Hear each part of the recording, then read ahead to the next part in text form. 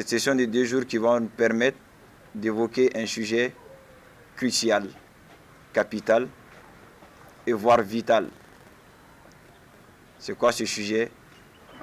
Ce sujet n'est autre que le changement climatique. Le changement climatique est un problème pour tout le monde. Et une personne en situation de handicap n'est pas une exception à la matière. Je dirais, les personnes en situation de handicap sont les personnes les plus touchées. Si vous avez remarqué, avant on parlait de changement climatique. Nous, en Afrique, on pensait que c'était un projet de l'Occident. On ne se sentait pas concerné. Et les exemples, à travers les années passées, 2 ans en arrière, et même cette année, nous prouvent qu'on est aussi concerné par le changement climatique. Que tu sois en Europe, en Afrique, en Asie ou en Amérique, tu es concerné par le changement climatique. Car soit il fait trop chaud, soit il fait trop froid, soit il y a beaucoup de pluie ou il y a moins de pluie. Donc du coup, le changement climatique constitue un défi pour nous tous. Et ces 2 jours de formation vont nous permettre de se renforcer en termes de capacité.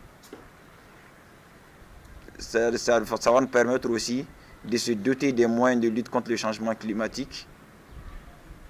Et ça va aussi nous permettre d'avoir des voix ou des personnes en situation de handicap dans des débats sur le changement climatique ou dans des sensibilisations sur le changement climatique. Ce projet a vu le jour grâce à la FAD, qu'ils en soient remerciés, grâce à l'UMAV et à HHM Media. L'ONG AFAD a initié cette formation dans le cadre de la mise en œuvre de son programme et sur financement de l'Alliance panafricaine pour une justice climatique. Les objectifs de l'atelier sont entre autres: objectif général, renforcer les capacités d'une vingtaine de jeunes handicapés visuels pour leur permettre de mieux comprendre les enjeux des changements climatiques et de s'impliquer activement dans la protection de l'environnement. Objectif spécifique, vulgariser les notions fondamentales liées au changement climatique. Sensibiliser les jeunes handicapés visuels sur les impacts environnementaux spécifiques au Mali et au Sahel. Encourager des initiatives d'adaptation locale, accessibles et inclusives. Enfin, favoriser la participation citoyenne des jeunes handicapés visuels dans les politiques climatiques. Permettez-nous de remercier très sincèrement PACJA et l'ONG AFAD pour ses appuis techniques. PACJA pour ses appuis techniques et financiers multiformes.